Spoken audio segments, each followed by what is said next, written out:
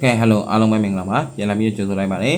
အခုဗီဒီယိုလေးကတော့ကျွန်တော်တို့ဒီဩဂတ်17ရက်နေ့အင်္ဂါနေ့တရက်စာတော့ဖြစ်ပါလိမ့်ခင်ဗျ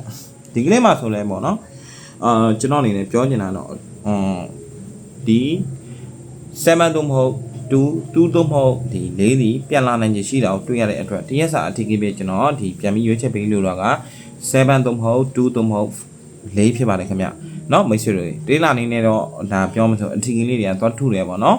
โอเคအဲ့ဒါလေးပြပြချင်တယ်ပြီးတော့ကျွန်တော်ရွေးချယ်ပေးမယ့်အရာလေးတွေကတော့7နဲ့ပတ်သက်ရင်တော့ကျွန်တော်ပြောမယ်ဆိုရင်တော့71ရှိမယ်ပြီးရင်ကျွန်တော်79ရှိမယ်ပြီးရင်တော့ကျွန်တော်အနေနဲ့ဘာကြိုက်မလဲဆိုတော့ကျွန်တော်70ကြိုက်ပါမယ်2နဲ့ပတ်သက်ရင်တော့ကျွန်တော်22ကြိုက်မယ်ပြီးရင်ကျွန်တော်ဘာကြိုက်မလဲဆိုတော့26ကြိုက်မယ်ပြီးရင်တော့ကျွန်တော်24ကြိုက်ပါမယ်ခင်ဗျာအဲ့တော့ကျွန်တော်နောက်ဆုံးကြံရှိတဲ့ဒီ4နဲ့ပတ်သက်ရင်တော့ဘာကြီးကြိုက်မလဲဆိုတော့4နဲ့ပတ်သက်ရင်ပြောမယ်ဆိုရင်ကျွန်တော်4ကြိုက်မယ်ပြီးရင်ကျွန်တော်ဘာကြိုက်မလဲဆိုတော့4ခွန်ကြိုက်မယ်ပြီးရင်တော့ကျွန်တော်အနေနဲ့နောက်ဆုံးအနေနဲ့ဒါပြောမယ်ဆိုတော့43ကြိုက်မယ်ခင်ဗျ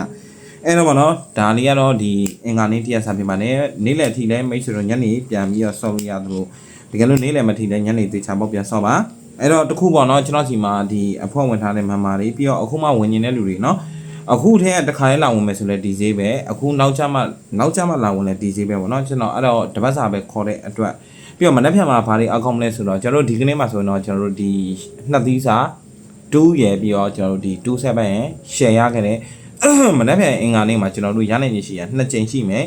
နေ့လယ်ရောညနေရောပေါ့နော်နေ့လယ်မှာကျွန်တော်မှန်းထားလို့အခုကျွန်တော်ရဲ့အဖွဲ့ဝင်တွေကိုပေးထားတဲ့ share main ရယ်ဒီ share main ဘိုင်ရယ်အောင်သွားပြီဆိုရင်ညနေခင်းမှာလည်းလုံးဝထပ်မှန်ပြီးတော့ထက်ရမှုအရန်ကိုနီးစက်တယ်ပေါ့နော်တေချာလေးရှာဖွေပေးထားပါတယ်ခင်ဗျအဲ့တော့အဖွဲ့ဝင်ထားတဲ့အဖွဲ့ဝင်သမားတွေတေချာလေးစော့ကြပါအခုချိန်မှာလာဝင်ညဆိုလာဝင်တော့မိတ်ဆွေတို့မူးမနေနဲ့အကောင်းဆုံးတွေပဲထုံးပြပေးနေတာကျေးဇူးတင်ပါတယ်ကျွန်တော်ကင်းနေဖြစ်ပါတယ်ခင်ဗျမိတ်ဆွေတို့အင်္ဂါနေ့မှာလည်းကံကောင်းကြပါစေခင်ဗျ